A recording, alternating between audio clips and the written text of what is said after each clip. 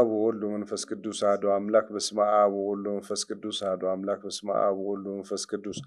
አሐዱ አምላክ በክርስቶስ ክርስቲያን ተዋልኩም ደቂ እግዚአብሔር ናማ አምላክ ወላዲተ አምላክ ናይ ቃል ኪዳን ውልዳት ከመይቀኒ ቤተሰብ ገዛ አብርሃምቱ ከመይቀኒኻቱም አሜን ለዋህሪ እግዚአብሔር አምላክና ስሙ ተመስገነ ይሁን። እዚ ምስ መምህር እስራኤል ተደጋጋሚ ንሆለና ናመልስ ፕሮግራምና እዩ ከም ትፈልጥዎ ኣብ ናይ ቀሺ ተወልደ መልስ ለሃምና መጽና ኢና ስለ ጸበል ስለ ኻሊም ሂብና ኢና መልሲ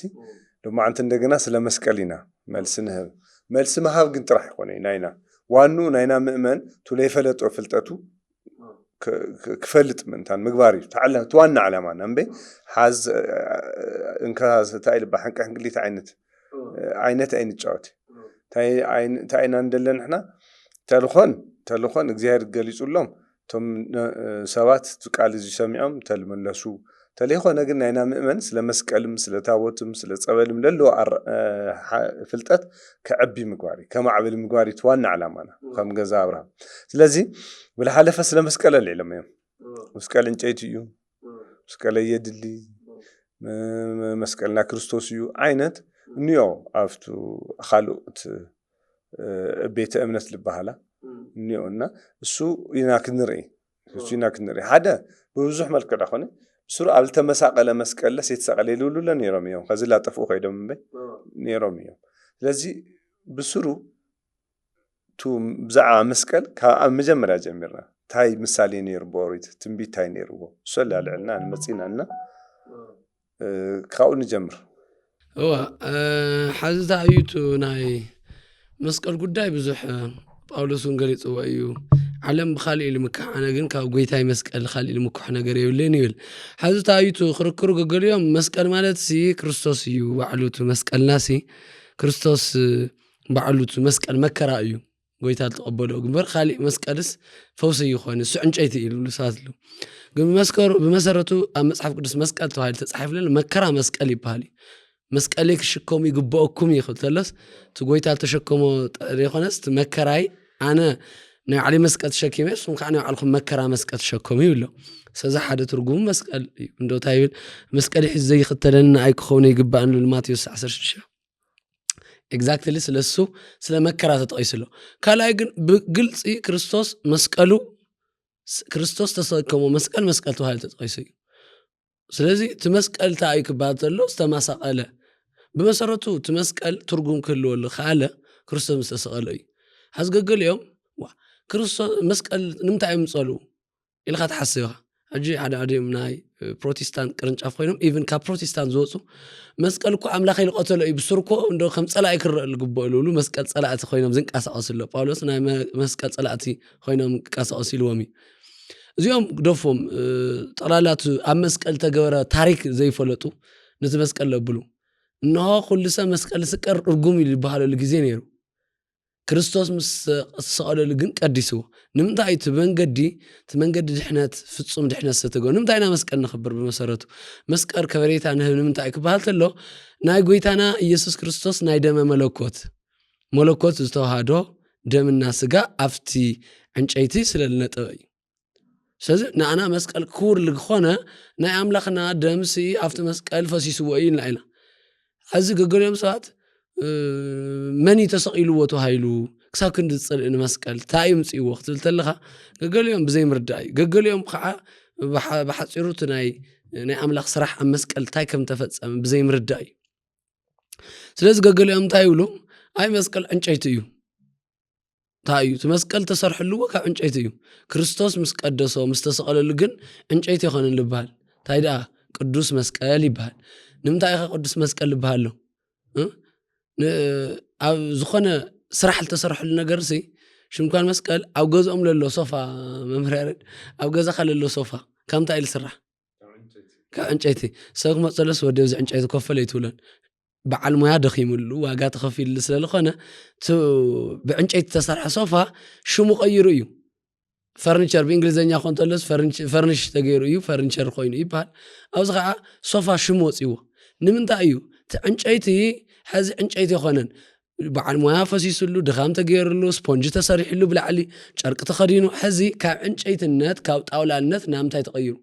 ናብ ሶፋ ተቐይሩ حز شو مغير صوفا يبهال سواد كور سو الخونو أو جزخا خور قاشا الخونو جزخا صوفا أتيخا أختبل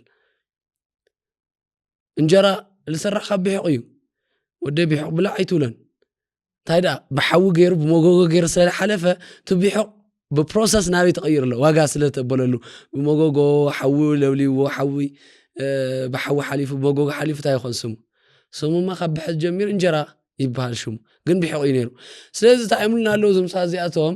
መስቀልስ እንጨይቲ ኢና ነው ሎዩ እንጨይቲ ክትሉ ወይ ትኽእሉን ናይ ገዛኹም መደቀስ ዓራት እኳ ከእንጨይቲ ይስራሕ ትፈልጥ ኢኻ መደቀስ ዓራት ግን በዓል ሞያ ኮይኑ ናሰ መደቀስ ስለለኾነ እንጨይቲ ደቅስ አይነለን ታይዳ ዓራት ምክንያቱ ሽም ንምታይ ቀይሩ አው ዝኾነ አካላት ዋጋ ደኺሞሙሉ ስለለፍዕሉ ብዕንጨይቲ ተሰርሐ ጣውላ እንትንኻ ጠረጴዛ ኢኻ ትብሎ ዳይኒንግ ልባሃት ፈልጥ ኢኻ ዝናይ ምግብ መብልዒ ኣብቲ ናይ ዓለም ለ ዳይኒንግ ምግብ መብልዒ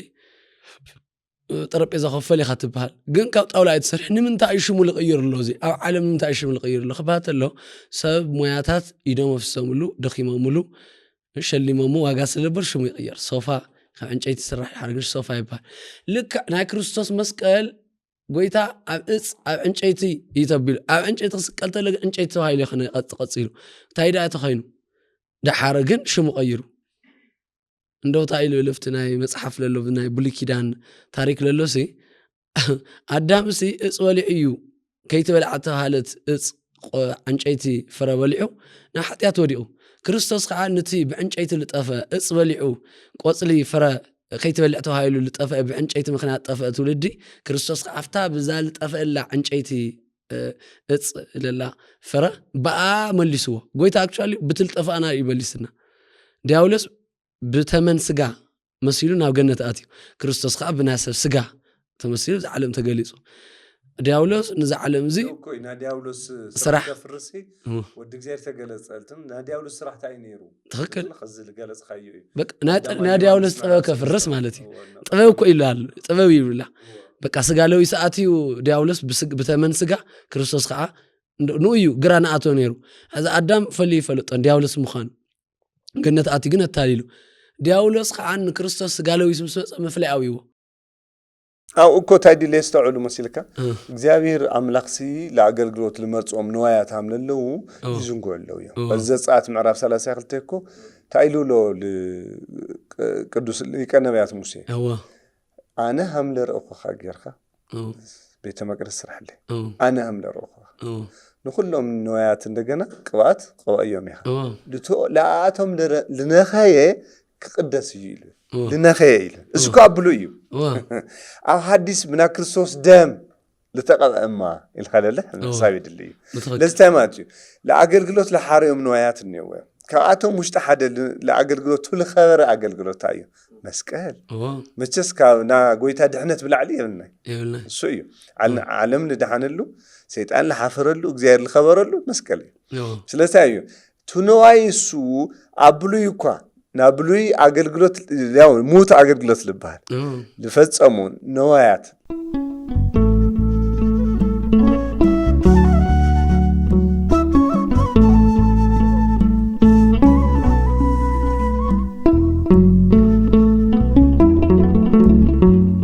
ቤተሰብ ገዛ አብርሃም እዚና ምክር አገልግሎት እናሃብና እስከ ሐዘም ጸናህን ይፈለጥ እዩ አወድ ማሐዳር አው ሐዳር መንፈሳዊ ዕቤት ኮታስ ተፈላለየ ስልጣናታት ነብለና ኢና ኣብዝናይ ኸዝ ምኽራ አገልግሎት ፍሊ ዘብሎ በነገር መለኮት ምሁራን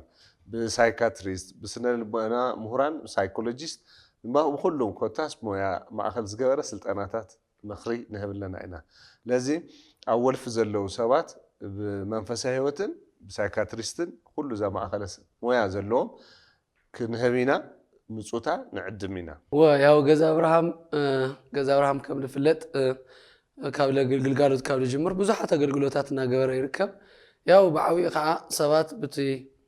ጥያቄው መሰረት ናይ ግላዊ ህይወትና ቀድመ ሓዳር ዘሎ ህይወትና ኣብ ሓዳር ዘሎ ህይወትና ቆልዑ ተዓባበያ ብዛዕባ ቆልዑ ትምህርቲ በተፈላለየ መልክዑ መንፈሳዊትና ክነዕቢ ንደሊና ብዝብልዎ መሰረት ግልጋሎት ምኽርን ግልጋሎትን ያው ጀሚርና ኣለና አጣናኺርና እውን ሕዝን መቕጻል ኩሉ ግልጋሎት ምኽሪ ትደልዩ ሰባት ብ09909995 ናደወልኩም ክትረኹና መንፈሳዊ ጻውዒትና ነማሕጽን خزلك دقموية 0990 نادولكم مخرا أقلقلوت زدلكم وعينات مخرا أقلقلوت كنوكم دلواتنا والسوهات لإكزابير لنخي قدوس لبال تخوينو أو حديث كيدان ما إلخ ندام كتستمع رأي كل قبك نا كريستوس دم لفسسو مسكال ما تامي سي موسى القوي ورد كنبيات موسى بخبرو القوي توانا مخبر المسخم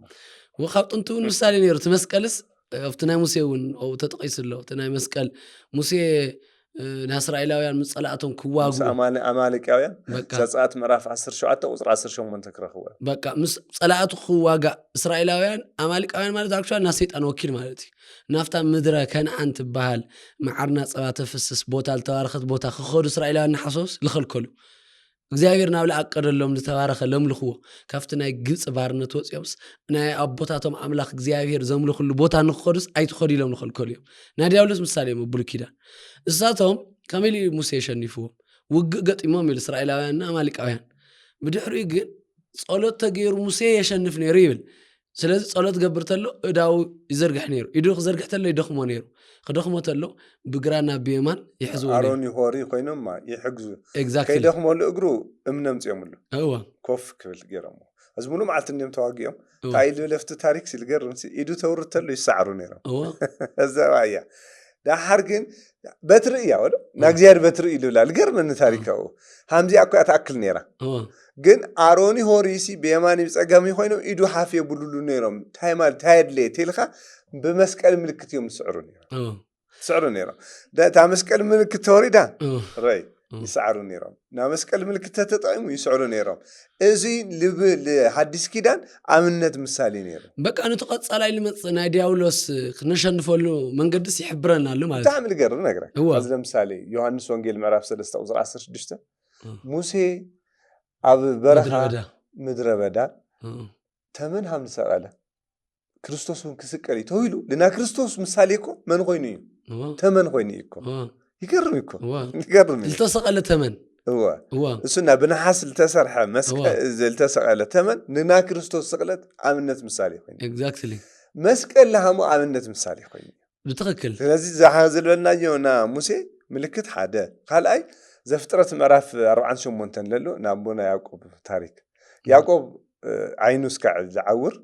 አሪኩ ሳረገ በልድ ደቅኻ ክባር ከለኻ ላውዚም ጽዮም ይልዎ ለዮሴፍ ልዙ አው ግብጽ ልቅሎም ነር ወዱ ዳሐር ምናሴ ቦኽሪ እዩ ኤፍሬም ንሽተ ዳሐር አምጽ ከባር ከሉ ትልተለማ የማና ኢዱ አብ ኤፍሬም ገይሩ اما صقيل ويل ገይሩ ራይ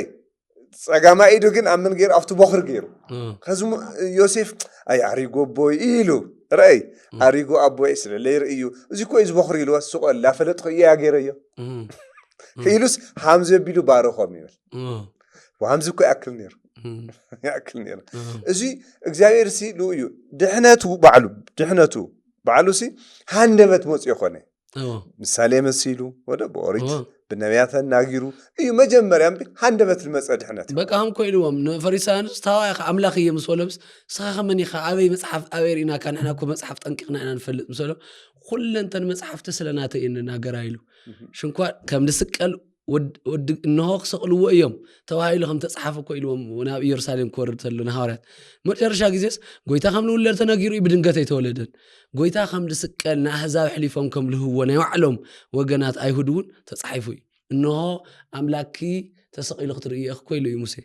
አምላኪ እስራኤል አምላክ ተሰቂሉ ትርእየኺ አምላክ ተሰቂሉ ይኺሉ እዚ ማዕዚ ተጻሒፉ ቀደም ስለዚ ከም ልስቀል አካሎ በመሰረቱ መስቀል ንምታይና ነኽሮ አምላክና ስለተሰቀለ እኮ ንሕና ምስ መስቀል ምንርክብ ኮይ መሃለና አምላክና ስለተሰቀለ ግን ተአምላክ ድንኾ ነገር ለዋርኾ ነገር ንሕና ከዓ ነኽሮ ሕሰቦስ ደም ና ክርስቶስ ዝፈሰሰለ ደም ይኾነ እንታይ ይልባል ንጉስ ኃይለ ሥላሴ እዚ ኢትዮጵያ ቤተ መንግስት ንጉስ ኃይለ ሥላሴ ኮፍልዎ ነበረ ወንበር ሳሕዝ ሰኮፈ ይውለን ተኸቢሩ ናኽብሩ ወንበር ይተዋይል ቅርሽና ከፈልካ ትሪኦ ቱሪዝም እዩ ንጉስ ኃይለ ሥላሴ ኮፊሎም ሞኦም ተባሂሉ ማንም ሰብ መጽ ኮፈ ይውለይ ሓደጋ ከይወጽሕ ንታሪክ ቅመጥ ተባሂሉ መስቀልማ ጎይታይ ና አምላክ ደም ልፈሰሰ ና አምላክ ንፎቶ ኢና ይብሉ ክርስቶስ ልፈሰሰ ደም ይምልከተና ይተሎም ግን ወይ ስኢሎም ብዕውር ድንበር ብዕውር ኦርቶዶክሲ ቃሙ ኣለው ወይ ድማ ከዓ እቲ መፅሓፈ ይፈጥዎን ኣለው ብመሰረቱ ተሪእኻዮስ ትተመን ኣብ ምድረ በዳ ከም ንሰቐለ ይብል ሙሴ ትተመን ትሪኦ ተለኻ ተመን ተነኻሳ እዩ ክትሪኦ ተለኻ እንኳን ክትድሕነሉስ መፍርሒ እዩ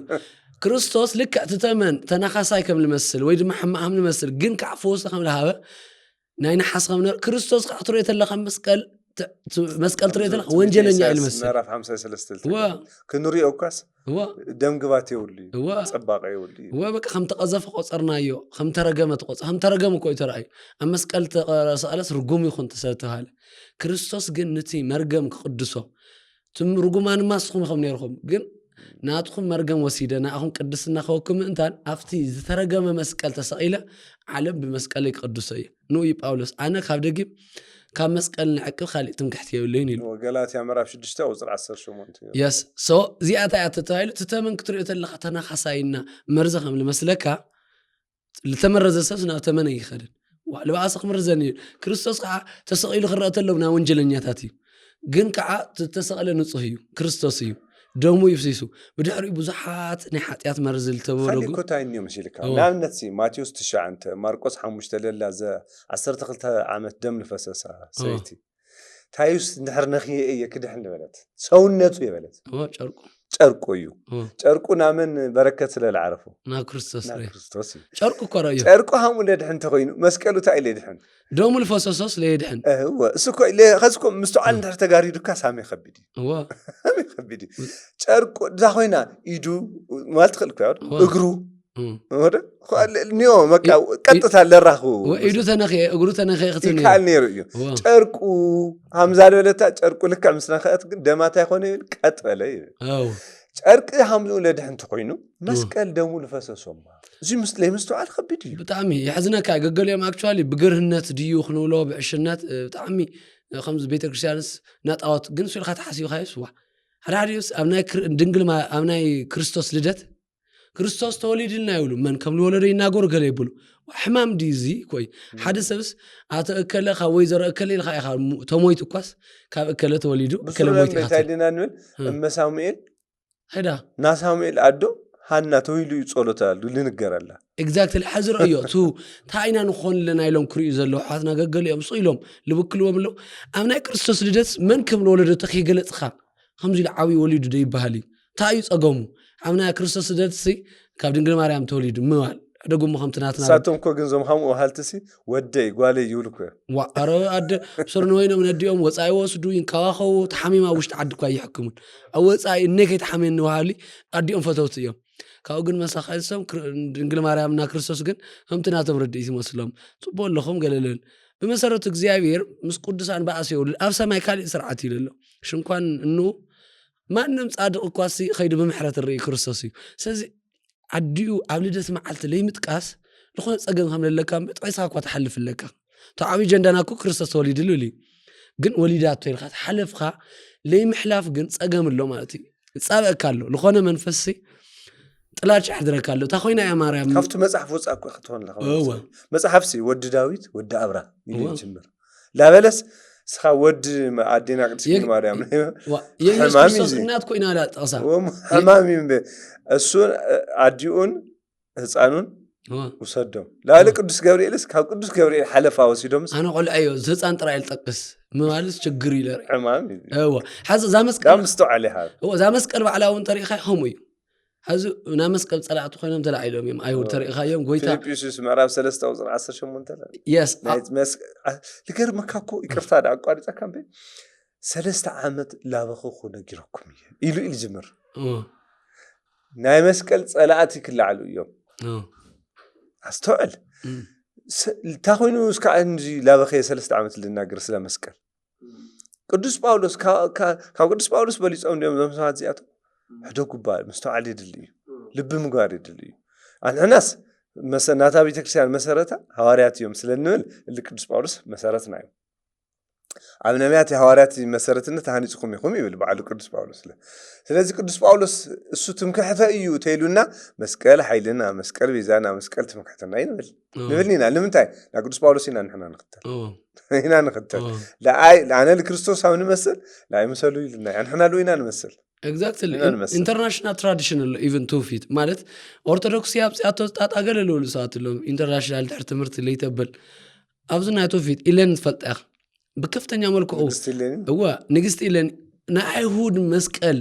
ና ክርስቶስ መስቀል ክቅበር እዚ በዓለም አቀፍ ይልክበር አክቹአሊ ኢትዮጵያ ኦርቶዶክስ ጥራይ ሆነትን በዓለም አቀፍ ናይ መስቀል በዓል ተዋሂሉ ካርኒቫል ይግበር the finding of cross በዓል መስቀል ተረኸወሉ ተዋሂሉ ተአልሽ ተረኸወሉ አውታ ይተኸሲቱ ተመስቀል ክርስቶስ ተሰቂሉሉ መስኸደ ይብል ተሐዝን احنا ንሳለው መለና በረከት ረኸወሉ ለና ጎይታ ምስተሰቂሉ ምስ ወረደ ብዙሓት ዓይነ ስውራን ናፍቲ ጎይታ ተሰቀሉሉ ወይ ተንጨተ ወይ እንጥልጣል መጽዮም ዓይነ ስውራት ምስ ዳሰሱ ምርአይ ጀሚሮም ካው ነው ተፈጠሩ እስራኤል ተፈጠረ ነው ታይ በዓሉ አምላኹም ተዋና አምላኽ ቀቲልና ናላስ ጭራሽ መስቀል ይፍውስሉ ስለዚህ ቆሮ ለመጸበሆም ተመስቀልስ ድሕነት ምምጻብ ቢሉ ምክንያቱ አው ደሙ ነሩ ና ክርስቶስ ደም ስለልፈሰሰ አፍተ መስቀል ከብልተሎ ተደም መስቀል ክብሉ ዓይነን ከብልተሎ ፈውስ ጀሚሩ ብድሕሩ እዩ ኢለኒ ዝጠፋ ኣብ እስራኤል 300 ዓመት ሙሉ ጉሓፍ ቀዊሮም መስቀል ባል ከይርከብ ምክንያቱ ረብሽዎም ነቲ ጎይታ ሰብዩ ሐሳብዩ ዛ አምላኽ ይነረን ኢሎም ክሰቅልዎ ተለው ንተሰብ አዳናጊሮም ወዳሐረግን ራብሻታይ ተላይልዎም ተመስቀል ስለልፈውስሎ እሱም አብሮ ወሪዱውን ሞይቱውን ክርስቶስ ናቱ መስቀል ይፈውስሎ ታይ ነገሩ መስለት ህዝቢ ክርስቶስ በዓሉ ቀቲልና ናበልናስ ጭራሽ መስቀል እንደሕለድሕንሎ ሰብ ክርበሸና ታይ ነገርማ ተመስቀል ንጉሓፎ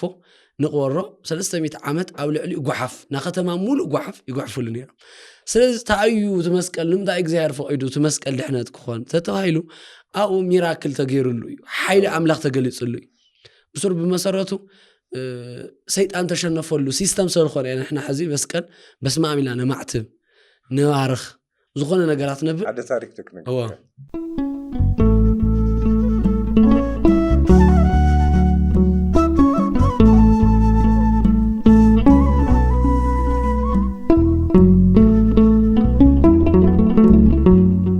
ሰላም እግዚአብሔር ምስኻትኩም ይኹም ከመን ይኻትኩም ገዛብራ ቁጥር 1 ቁጥር 2 ያው ምኽሪ ግልጋሎቲ ከም ንህብለና ዝፍለጥ ኮይኑ ብዓዊ ኻ ተፈላለየ ስደት ዓድታት ዘለኹም ደቅኹም ከተምህሩ ሓሳብ መደብ ዘለኩም ብክርስቲያናዊ ስነ ምግባር ከዓብዩ ብዝተፈላለየ ቋንቋ ምናልባት ተኻኢሉ ብቋንቋ ዓዶም ተዘይኾነ ከዓ ብተፈላለየ እቲ ናይ ሃይማኖት ስርዓት ቋንቋ ግዕዝ ስርዓተ ቅዳሴ ክርስቲያናዊ ስነ ምግባራት እዚኦም ብምሎም ናተማሃሩ ደቅኹም ብክርስቲያናዊ ህይወት ከመሃሩ كل شع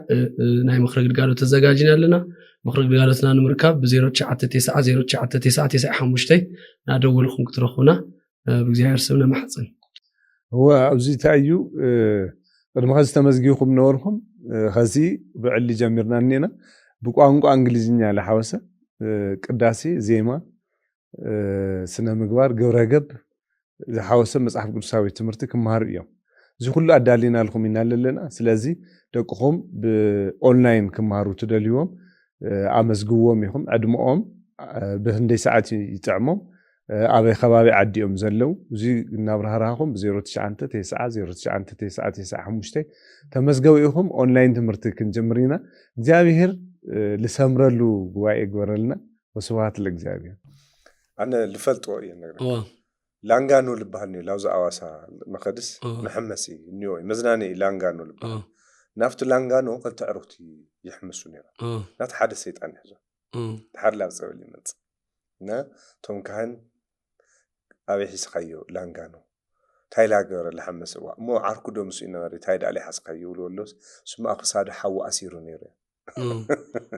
ريخا نا سيطان صلاة مسكلي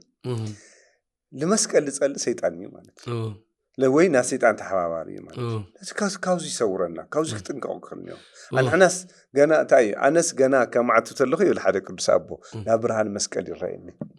كل شعله بسرو ابوتاتنا ابا مقار ستايل بحال اخد بوتا كدس مشو برخه حضريلو للو ممارصي ابت برخه كحدرسي بزحات اراويت نيرم دحر ابزا كبي سريحو زاله رسلاسي مسكل سريحو دحر هاريسو نغو بننتلس نعراويتات اغري منام نيري لكا هفتا مسكل لغارلا ابصحلهم يملسو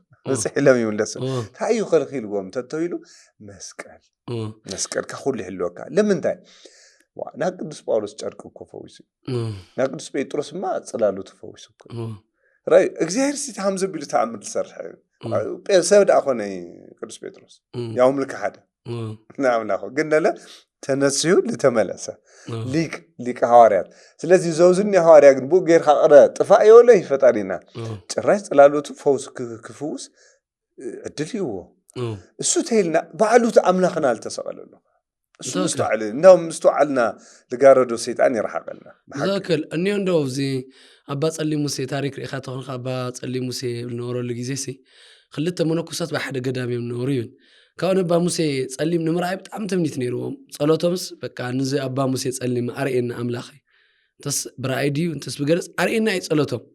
ካው ዳውልስ ዛ ትምኒቶም ሪስ አባ ጸሊም ሙሴ ሞሲልስ ሞጽፍት ባዓቲ ካው ድሕሪሩ ብሰበሎት ሓኩሶም ገለታት ካመን ይኹም አባልስ አነ ኩሉ ሻዕ ጸሎት ናይና ገበርኩም አምላኽ ነጊርኒ እና ጸሎትኩም ሰሚዐይ እግዚአብሔር ሊኽኒ ባርኮም ናፍቱ ባዓት ተኸውኑ ሰዶም ተሃይለስ መጽ ነማ መን ይኹም አባ ሙሴ ጸሊም እየ ብጣዕሚ ተሓጉሶም ገለ ምናዊ ንኸድ ምሰሎ ለካ ዲያውሎስ እዩ አታ ጸሎት ታይ ገበሮም ደ ኸጽርፎም ይደልዩ ሓዝሱ ናፍቱ ባዓተይ ኸይደ ኸመይ ጸሎት ከም ልግበር ኸመይ ከም ልበል ሰፍቱ ባዓተይ ከርእየኩም ኢሎሞ ንኽንኽር ተባሂሎም ተሓደ ጠንቆ ነይሩ ተሓደ ግን በቃ ረኺብና ይሚና በቃ ንኸይደ ታዩ ለቸኩለካ ይብል ካብ ዝሮ ከምዚ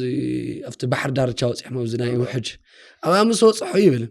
ኣፍታ ቦታ ጀልባ ብምትሃት ሰሪሑ ንደይብ ኢልዎ ተሓደ ደይብ ሶይ ብችኮላ በስመ አብ ይበለ ገለ ይበለ ተሓደ ኻ ናበይና ንከድ ይብሎ እንትን ናባዕተይ ኮይለካ ናባዕተይ ዝሮ ጉዕዞ ነዊሕና ንኸለና ሞ ሕማቅ ፅቡቅ ከይረኸበናስ በስመ አብ ኢልና ንጀምር ኢሉ ቅድምታ ናፍታ ባዕተይ ናፍታ ጀልባ ምድያው በስመ አብ ኢሉ ክብል ተሎ የለ ጠፍዩ ሰሪሕዎ ነበረ ምትሃት ጀልባ ዲያውሎስ ብን ኢሉ ምሰፋት መነኮስ ሕማስ ይኽእልን ኣብ ማእኸል ባሕር ነበረ እሱ ኣትዩ ኣተሎ ጠሊቁ በስመ አብ ንበለ ግን ትምትሃት ጠጠው ኢሉ ክታለለ ይኽእልን ንምኡ እዮም ወለዲ ዝኾነ ገዛ ዝኾነ ህይወት በስመ አብ ኢሎም አክቹዋሊ ጅምር ጋኔ ንምርሓቅ ጥራይ ይኾነ ንምብራኽ ለይ በቃ አርማና ኮይኑ ደጊም ትምክሕትናሲ ብመስቀል እዩ ኣነ ካሊእ ልምክሐል ነገር የብልን ኣብ ትምክሕቲ ንሰይጣን ሓንቲ ነገር ብመልክዕ ብገለ ይብሎን ተሓንቲ ዝምክሐላ እግዚአብሔር ኣብዛ መሬት እዚኣ መፅዩ ዛገበር ዓባይ ድሕነት ታናይ ቤዛነት ስራሕ እያ ታ ብደሙ ብመስቀል ተፈጸመት ስለዚ ኣነ ዲያውሎስ ከሸንፎ ልኽእል ብቸኛ በታ ቤዛነት እዩ ሳለያ ዋስትናና ሶይሎም ስለልከራኸሩ እምበር ጎይታ ድሕንና እዩ ይብሉ በበይድ ድሕንና ብመስቀል ኮዩ ንሕና መስቀል ግን ብዙ ክፍለጥ ዘሎ ንሕና ምስ መስቀል ቀጥታ ርክብ የብልና ክፈልጥዎ ለሎ ማንም ኦርቶዶክሳውያን ኮኑ ካሊእ ንሕና ኣምላኽና ስለተሰቐለ ኢና ፍቕሪ ለለና እምበር ብቐጥታ ምስቲ መስቀል ዝኾነ ፍሉይ ርክብ የብልና ናይ ኣምላኽ ደም ስለለበሎ ግን ተኣምራት ስለተገበረሉ ግን ነኽሮ ኢና ቀጥታ ርክብስ ኣምላኽ ዋላ ይሰቐለሉስ ኣነ ምስ መስቀል ስፈቕሪ ልብል ሰብ ኦርቶዶክስ የብልና ከምኡ ልበሃል የለን ኣነ መስቀል ዝበሃል ከነ ታሪኩ ልፈለጥክዎ መስቀል ዝበሃል ክቡር ምዃኑ ኣምላኸይ ምስ ተሰቐለ እዩ ቅድሚኡና ወንጀለኛ ምዃኑ ይልፈልጥ ይብል እኮ ቅዱስ ጳውሎስ ለገላትያ መጀመርያ ና ርጉማት መስቀል ነይሩ ተረገሙ እዚ ግን ክርስቶስ ይብል እኮ ተሰቒሉ ቀይርዎ እቲ ታሪክ ተቀይሩ እዩ ከዚ መስቀል ታዩ ተተይሉ ትምክሕታ እዩ ይልና በዓሉ ቅዱስ ጳውሎስ ስለዚህ እንዳውም ለክርስቶስ መስቀል የልሰብኽ ኮይኑ ለክርስቶስ መስቀል የልሰብኽ ማለት አውዩ ተሰቒሉ ግን ታገይሩ አድሕኑና ልማል ኮይ ኻሊእ ኮይ ኾነ እወ በቃ ነቲ እውቅና ኮይ ትብሎ እቲ ኣምላኽ ተገበረ ስራሕቱ ኣምላኽ ልገበሮ ነገርሲ ኣብቲ መስቀል ልገበሮ ኣብቲ ተፈላለዩ ንኡ ኮይና ንሕና ጎይታ ልኸደሎም ቦታታት ንዋርኾም ኢየሩሳሌም ምንታይ ፕሮቴስታንት ይኹን ኦርቶዶክስ ኩሎም ናብ እስራኤል ዓዲ ኸይዶም እዮም ዝሳለሙ ታገሮም ዝሳለሙ ባተሎ ቀራንዮ ኸይዶም ይሳለሙ ኣብቻሊ ብዓለም ኣቀፍ እዩ ሕዚ ኣብዚ ትግራይ ኣብዚ ዓዲ ማሕራ ገለ በቃ ኮት በሊዕና ናይ ፕሮቴስታንት ዓለም ሓደ ልለሱ ፍሉይ ተቃዋሚ እምበር ፕሮቴስታንት ዓለም ክድ ኣውሮፓ ኢየሩሳሌም መዓት ፕሮቴስታንት የብሉ ኸዱ ኢየሩሳሌም ንምንታይ ድዩ ቤተልሔም ክርስቶስ ተወለደሉ ቦታ ክርእይዎ ይኸዱ ይሳለምዎ ኣውያ ኣምላኽ ተወሊዱሉ እቲ ቦታ ተሓፂሩ ክርስቶስ ተሰቐለሉ ቦታ ይሳለምዎ ክርስቶስ መንፈስ ቅዱስ ዘወረደሉ ጲራቅሊጦስ መንፈስ ቅዱስ ዘወረደሉ ቦታ ይግውና ይረአ ይሳለም እዚ እኮ ዓብይ ነገር እኮ እዩ ጎይታ ሓሊፉሉ ዝበሃል ቦታታት ኳስ ክብር ኣለና በቃ እቲ ሚሞሪ እንድሕሪት ኣቢልና ሃዋርያት ለምሃሩሉ ቦታ ጳውሎስ ተኣሰረሉ ቦታ ስንየው ግሪክ او بزح سوي له بالذات تأثيره لمهر الله خلت عمت ملو نمودة ملقت الجورلاس الله غريك ሰንሰለቱ ትቦቱ ገለ حاج عوي بوتا له تايت بركت أو بوتا خوينس باولوس بتشم عوي بوي تفوتاوي ممر هاري أي أو خوينو لتصلي له منفس قدس بمنفس قدس تماريحو لتصلي له بوتا التبارخ اللي بوتا سي أتانا باولوس أملاخ أبزمن أبزا بوتا زي أخوين خا منفس بملأك وتحلي نورخا بكريستوس إيسوس غيرخا بركة ونورخا باولوس أوزو جزازة نورخا منفس قدس مس باولوس نورخا منفس قدس مسايون لخا خمو بارخني إلى خفت بوتا بركة كساتف تبوتا تخد حجتو زي مستوعل زمططاطاي تماهوريات بعلو زي رأيوه زي ولو نجر نحنا زي مهرناكم كل باولوس نحنا زي مرناكم خالي تمرت ندحر خوينا دياولوس يبل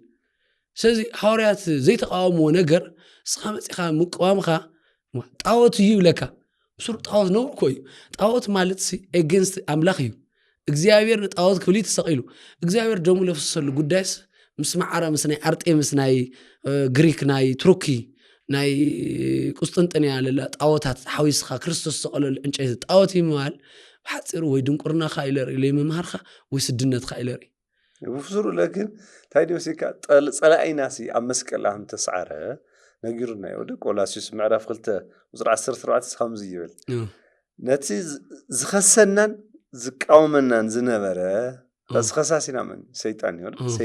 سيطان ما تخساس مالك زنبره أحق زلونا عدا صحف دمسسلنا يبلمو أمسكل شنكرون أوجدو بقى سيا خزي صلاة تسعرة بي أمسكلي ليش كل شيء صلاة وتاعي على سيطان تلخص مسكلي وزي أي كتواري دي دوينا بمسكل ملكتنا معته بمسكل باريخنا نبلع تدنقز تلنا أنا معته سلا كل نجر مسكال ملكتنا بيت كريستيان كل شيء تنزل أو كل لا تمسكال يا أرما كوي بقى نحن ناس كريستوس تقتلتينا ياك تمسكال برأنا قصرس نقولت أنا دحنا كل شيء exactly بسر أوزي كردنا عند اللي بتلي بقنعنا توم أرثوذكسيين فوتو أيوم توم حدا جن تعملوا لولو المسكال سي كاو كريستوس فليهم سيطر أيوه تاريخهم موت خكلهم يخم أنا كريستوس زي تسقل اللي مسكال يفلتنا أنا لتسقل اللي مسكال جن كبر لني دوم الناس قفسيسو أي نوي كبريتانين سلازي باولوس لو يسوى نورا شرك نحفويسو أو كويتانا أفسيسو نورا دومو ناي ملكوت دم بدمو لمسرتها እግዚአብሔር ቆይ ኤፌሶን ታዲል ናአኻትኩም ጳጳሳት ገይሩና ኤፌሶን ቤተክርስቲያን ነው ሐዋርያት ናራፍ ኢስራ ሸሙን yes ታዲል بدمو لمسرتها እግዚአብሔር بدمو لمسرتها ቤተክርስቲያን ክትሕሉ ናአኹም ጳጳሳት ገይሩ ሸይሙኩም ይልዎም እግዚአብሔር ደም ለወዲው መንፈስዩ እግዚአብሔር ደም ለወዲው ወሎ ማዓዚ ደም ሃልይዎ ስጋ ምስለበሰ ኢየሱስ ክርስቶስ መስተዋለ ስጋ ምስለበሰ ማዓዚ ኸደሙ መስሪትዎ አመስቀል እግዚአብሔር በደሙ ለመስራታ እግዚአብሔር ቀደም በመንፈስዩ ደም ልባል ይኖረን በኢየሱስ ክርስቶስ በዓል ኢየሱስ ክርስቶስ እግዚአብሔር ስለሆነ ግን ስጋ ለዊሱ ካብ ድንግል ማርያም ካብ ስጋ ካብ ነፍሳ ነፍስ ወሲዱ ኣብዚ ዓለም ዚ 33 ዓመት መስተመላለሰ ናይ ሰብ ስጋ ስለለሰ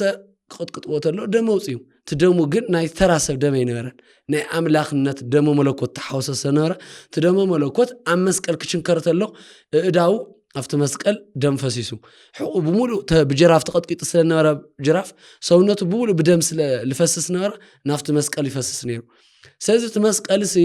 ፈውሲ ተገይርሉ ስለዚህ ንሕና ነኹረለና መስቀል ክርስቶስ ተሰቀለሉ መስቀል እንበር ንወይኑ መስቀል ዝበሃል ኻሊ ነምልኾ የብልናን እዩ ዝገርም ታዩ ቱ ሙሱል ተተሓዘብና ለዋት ከመጠቃለል ለሎ ታወቱን هم ተመሳሊ حزي ጨኒቁ ለሎ እንደው በቃ ታወት ትና መስቀልስ ጳውሎስን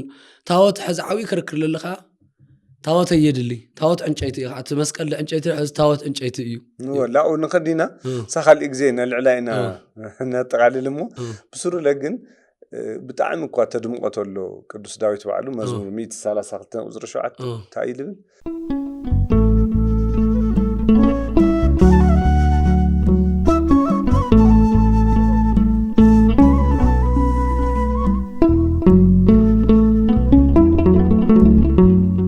سلام جزا أبراهام قصر حدا قصر خلته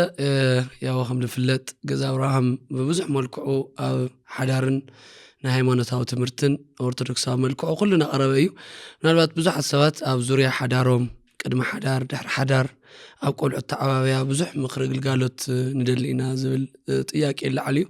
هزون يا مخرج القالوت نات أنا خيرنا قدم حدار كفلت وزلهم دحر حدار ቆልዓ ተዓባብያ ካብ ዝተፈላለዩ ሱሳት ከመይ ክወፁ ይኽእሉ ዝብል ናይ ምኽሪ ግልጋሎት ኣሰናዲና ኣለና ናዚ ግልጋሎት ምኽሪ ንምርካብ ብ09900995 እናደወልኩም ክትረኹና ትኽእሉ ኢኹም ወብተወሳኺ እንደገና ሙሳን ላቤኩም ውሳነ ብሓጢኣት ውድቀት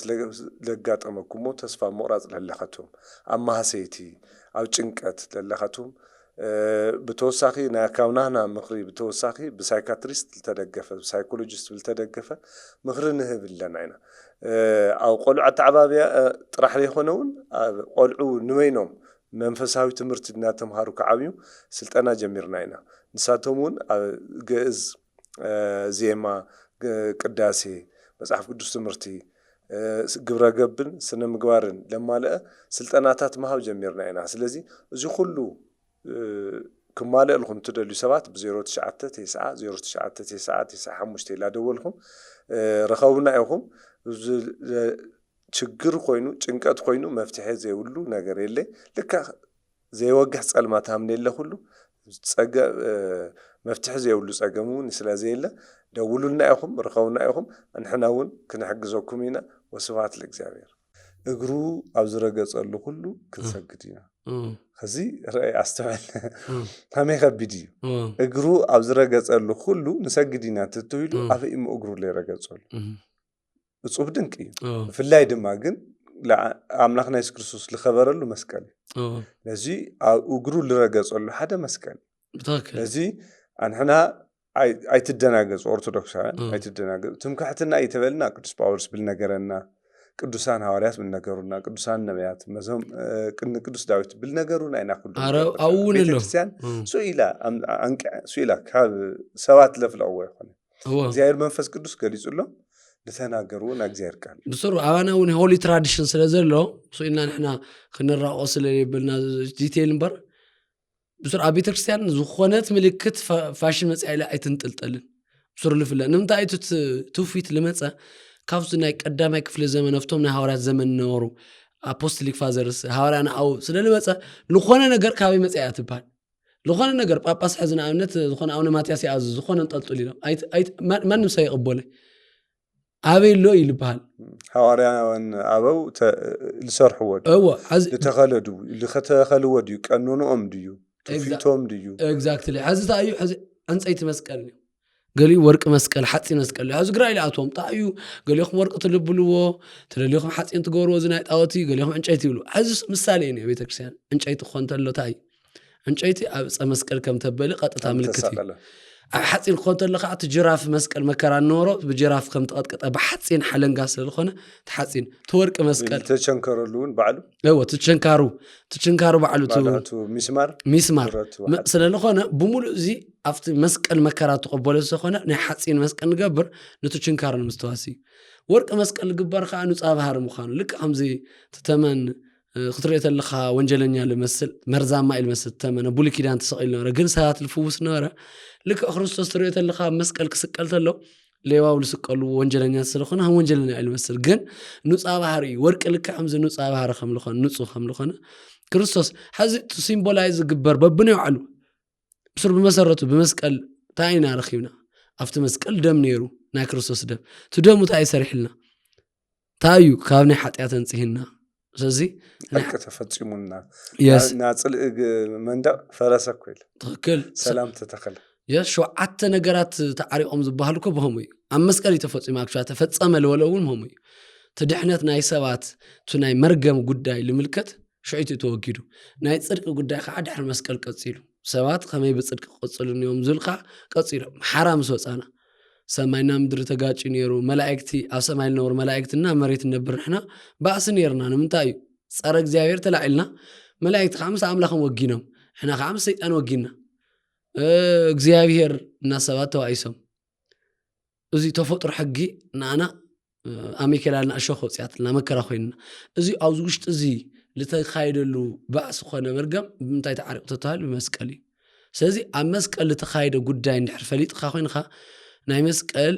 በረከት ይኸተብ ምክንያቱ እዚ ታይ ክርዱና እንደሊ ክሪዎ ተለስ ምስ እንጨይቲ ተሓዝዎ እንድሕር እንጨይቲ ሪኦም ኮይኖም ባዕርኸሙ ተኮይኑ ማዓት ግጭት ይኽመጽ ናይ ገዛኹም ለለውን ሶፋቱ ድወለኹም ብዕንጨይቲ ተሰሪሑ ኣይ ብስሩ ለዞም ወገናትና እዚኣቶም ሰብ ተባርኩ ተሎ ከዚ ተሪኢኻ ከምዚ ኢሎም እዮም ዝባርኩ እንታይ እዩ እንታይ ኢሎም ቤተክርስትያን መስቀል ሒዛ ካህናት መስቀል ይሕዙ እሞ ድሕነት ብልተፈፀመሉ ብመስቀል ይባርኩ መንፈስ ቅዱስ የንጽህ ላወሉ ይባርኩ ከዚ ኣብዚ ክስተውዕል ይግባእ ብመን ኢና ብምንታይ ምልክት ኢኻ ተባርክ ልግባእካ ኢድኻ ልዕለ ቢልካ ስልካ ትባርክ ኢኻ ስለዚ እሱታት ጥንቃቄ የድሊ እዩ ነጠቃልሎ እሞ ስለ መስቀል ሰፊሕ እዩ ነገረ መስቀል ብዙሕ እዩ ምእመናን ኣይትደናገጹ ከምዚ ዝሰማዕኹም ሰባት ዱርታይ ልምታይ ኢና ንስዕም ለና እንኳን መስቀል ኢዶም ካህናቱ ንስዕም ኢና ስጋው ደሙ ስለልፍትቱ ስዊት መስተውዓል የድሊ ስለዚ እስከ ዓንዱዚ ቤተክርስቲያን ኣኽቢራ ልትነግረና አንሕናውን ኣኽቢርና ንሕዞም ካኑ እንኳን ደሱሲ መዝሙር 6 ኳስታ እዩለ ለኣኻ ብምፍራሕ ላብ ቤተ መቅደስካ ክሰግድ እየ ይብል ለኣኻ ብምፍራሕ ላብ ቤተ መቅደስ ይግንሰግ ለኣኻ ብምፍራሕ ለኣኻ ክሰግድ እየ ማል ቀሪቡ ጠፊኡ ይኾነ ቅዱስ ዳዊት ለዚ እዚ ምዃኑ እሱ ለኽበሮ አንሕና ለነኽብር سلك لقدسو لنصو نحناون هم نقبل مخانا استوعينا كنقعد يقبلنا يو بخالي مدب خالي حزنا نمسينا سلنورنا ساعات እግዚአብሔር አምላክና ተመስገነ ይሁን ወስብሐት ለእግዚአብሔር